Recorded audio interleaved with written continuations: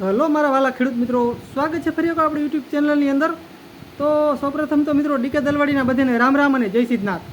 ખેડૂત મિત્રો, ઘણા સમયથી આ સ્થિર રહેલા બજાર ભાવ આપણે કપાસ અને જીરુના સ્થિર રહેલા બજાર ભાવ આગળના સમયમાં ભાવમાં સુધારો આવશે કે કેમ, તો તેની પણ ખાસ ચર્ચા કરીશું। અને મિત્રો વરસાદ પછી હવે આપણે કપાસ અને જીરું કેટલો સમય સંગ્રહી રાખવું કે વેચી નાખવું, શું કરવું, તો તેના વિશે પણ ખાસ ચર્ચા કરીશું વિડીયોની અંદર। તો મિત્રો આપણી ચેનલની અંદર તમે સૌપ્રથમ વખત હો તો આપણી ચેનલને લાઇક કરી, શેર કરી અને સબસ્ક્રાઈબ ખાસ કરી નાખજો।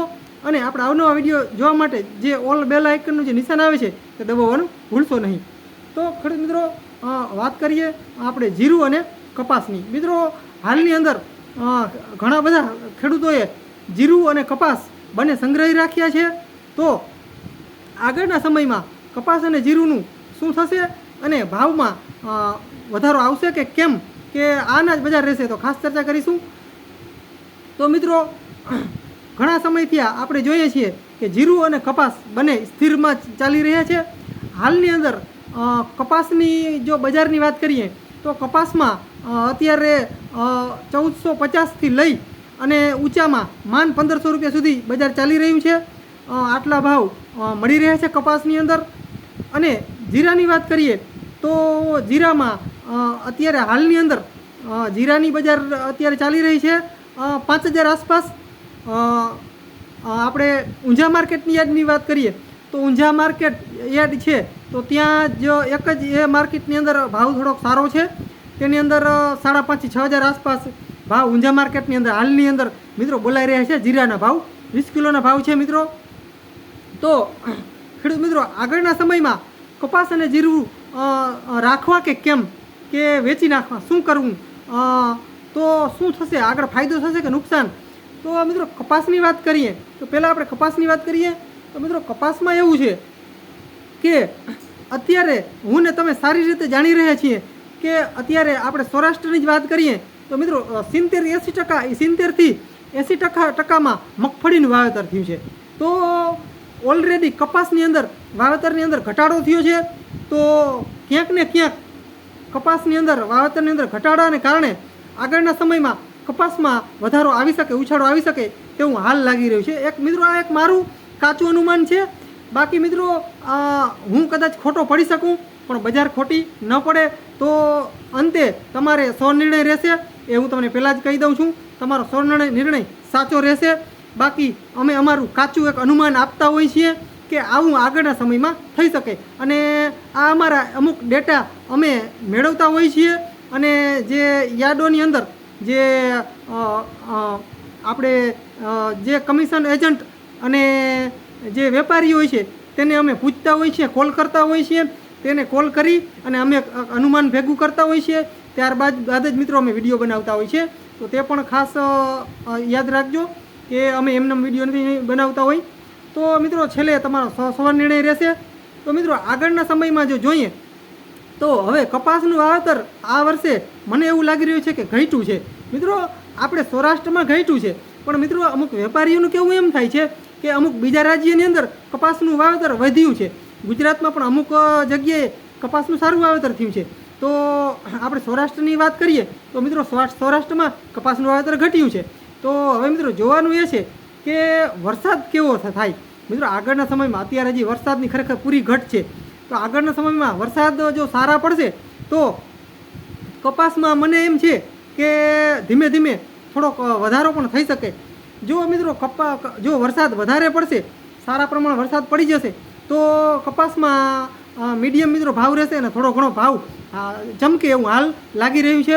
પણ મિત્રો હાલની અંદર કંઈ પણ કેવું મુશ્કેલ છે, પણ આ એક આપણું અનુમાન છે કે વેપારીઓ પાસેથી આપણે પણ ડેટા પણ મેળવેલા છે કે કપાસનું વાવેતર ઓછું થયું છે અને મગફળીનું વાવેતર સારા પ્રમાણમાં થયું છે। તો તે પણ એક પ્લસ મુદ્દો છે કપાસ માટે। અને મિત્રો કપાસના ભાવ ડાઉન રહેવાથી આ વર્ષે ખેડૂતો કપાસમાં વાવેતરમાં પણ ઓછું થયું છે અને અમુક જગ્યાએ વધારો થયો છે। તો બધું મિત્રો આમાં જોવાનું હોય છે। આપણે કોઈ એક ગામડામાં કપાસ ઓછો વવાણું હોય બરાબર, તો એમ નહીં માની લેવાનું કે કપાસના ભાવ ઓછા રહેશે ને ઉપર હાઈ લેવલ લેવાઈ જશે। મિત્રો આપણે સરેરાશ જનરલ જોવાનું હોય આમાં. જનરલમાં કપાસ જોઈએ તો કપાસનું વાવેતર પણ થયું છે. હવે એવું નથી કે કપાસનું વાવેતર નથી. તો મિત્રો જો તમારી પાસે સંગ્રહ કરવાની ક્ષમતા હોય, અત્યારે કપાસ સંગ્રહ કરવાની ક્ષમતા હોય, તમારે મકાનની સુવિધા બધી હોય, તો મારો અંગત અનુભવ એવો છે, એવું કહેવાનું થાય છે કે કપાસ ઓછામાં ઓછા 2 મહિના જાળવો. જો મિત્રો તમારે જરૂર હોય કપાસને વેચવાની, ખાસ જરૂર હોય, ખેડૂત વર્ગ છે મિત્રો, આપણે બધા મધ્યમ વર્ગ છીએ, મીડિયમ વર્ગ છીએ, આપણે પૈસાની જરૂર હોય, તો મિત્રો તમારી પાસે કદાચ માની લ્યો કે 80 મણ કે 50 મણ કપાસ છે કે 100 મણ કપાસ છે, તો 80 મણ હોય તો મિત્રો 30-40 મણ કપાસ કાઢો, 50% કપાસ રાખો, કેમ કે આગળના સમયમાં કપાસમાં કદાચ બજાર ચમકે એવું હાલ લાગી રહ્યું છે. બાકી મિત્રો અંતે તમારો નિર્ણય રહેશે કપાસ માટે. અને મિત્રો જીરુની વાત કરીએ તો મિત્રો જીરુનું પાક એવો છે કે વરસાદ થાય વધારે થાય તોય ભલે, વરસાદ ન થાય તોય ભલે. કપાસ જીરુની આ વર્ષે પોઝિશન એવી છે કે કોઈ આપણે જે માલિક કે હોય, કોઈ પણ કે જીરુના જે મસાલા મિલવાળા હોય અથવા તો એજન્ટો હોય, કમિશન એજન્ટ હોય, તેના પાસેથી પણ આપણે માહિતી લીધેલી છે, જીરુના વેપારીઓ પાસેથી પણ માહિતી લીધેલી છે. તો મિત્રો આ વર્ષે જીરુનું કંઈ પણ કહેવું અસંભવ છે, કેમ કે મિત્રો આ વર્ષે જયસાલનું જે જીરુનું વાવેતર અઢળક પ્રમાણમાં થયું હતું અને ઉત્પાદન પણ સારું થયું છે. અને ઉત્પાદનની દ્રષ્ટિએ મિત્રો જોઈએ તો કપાસના જીરુના ભાવ ટકી રહ્યા છે, તે પણ એક સારી બાબત છે. નકર 4000 નીચે પણ જીરુના ભાવ જઈ શકે એમ હતા, કેમ કે ઉત્પાદન સારા પ્રમાણમાં થયું હતું ને વાવેતર બહુ વધારે પ્રમાણમાં જીરુના થયા હતા. પણ મિત્રો હાલની અંદર 5000 થી 5500 ઊંઝાની અંદર 5500-6000 સુધી ખેડૂતોને બજાર મળી રહ્યા છે. સાથે સાથે આપણે લોકલ યાર્ડો છે, જામનગર છે, ગોંડલ બરાબર આસપાસ છે, તો લાલપુર યાર્ડ છે આપણે સૌરાષ્ટ્રની અંદર. તો મિત્રો ત્યાં આપણે જીરુની વાત કરીએ તો 5000 આસપાસ ભાવ ખેડૂતોને મળી રહ્યા છે જીરુના. તો પણ 5000 ભાવ મીડિયમ કહેવાય, સારું કહેવાય, વાંધો નથી. પણ ખર્ચા હાઈને હિસાબે થોડોક ભાવ ઓછો કહેવાય છે કપાસ અને જીરુનો બંનેનો. પણ મિત્રો જીરુમાં સંગ્રહ કરવામાં એક એ પણ પ્રોબ્લેમ છે કે હવે આગળના સમયમાં જેમ આપણે જીરુનો સંગ્રહ કરી તેમ મિત્રો તેમાં જીવડી પડવાની શક્યતા રહે છે, બગડવાનો પ્રોબ્લેમ રહે છે. તો મિત્રો એવું થાય તો તમારે કોઈ દવા અને તે કોઈ પણ કારણે તેને સૂકી જગ્યામાં રાખી અને સંગ્રહ કરી શકો છો. બાકી મિત્રો પલળી જાય એમ હોય તો જીરું વેચી નાખવું, અને બગડતું હોય તો પણ વેચી નાખવું, કેમ કે જીરુની અંદર પણ જીવડી પર પડવાનો પ્રોબ્લેમ રહે છે. પણ કપાસની અંદર એટલો બધો પ્રોબ્લેમ નથી આવતો, થોડોક ઓછો પ્રોબ્લેમ આવે છે બગડવાનો, પણ જીરુમાં બગડી શકે છે જીરું. બાકી મિત્રો જીરુનો ભાવ આગળના સમયમાં કેવો રહેશે તે વરસાદ ઉપર પણ નક્કી થઈ શકે છે. વરસાદ મિત્રો સારા થાય તો આગળના આવતા વર્ષે જીરુનો પાક સારો આવી શકે. બાકી મિત્રો જો વરસાદ નબળા રહીએ તો જીરુનો પાક આવે નહીં, તો આગળના સમયમાં જીરું થોડું ઘણું ચમકી પણ શકે. પણ મિત્રો આમાં જીરુમાં કેવું એવું છે કે વાતાવરણ ઉપર આખો પાક રહેલો છે જીરુનો. તો જીરુની અંદર પણ મારું કેવું એમ થાય છે કે તમારે જો વેચવું હોય તો 5000 આસપાસ અત્યારે બજાર ભાવ ચાલી રહ્યા છે, તમે વેચી શકો છો જીરું. અને મિત્રો 5000 ભાવમાં વાંધો ના આવે, મીડિયમ મળી રહે ખેડૂતોને. પણ અંતે તો મિત્રો સ્વનિર્ણય રહેશે તમારે વેચવું કે રાખવું તે તમારા ઉપર નિર્ભર છે.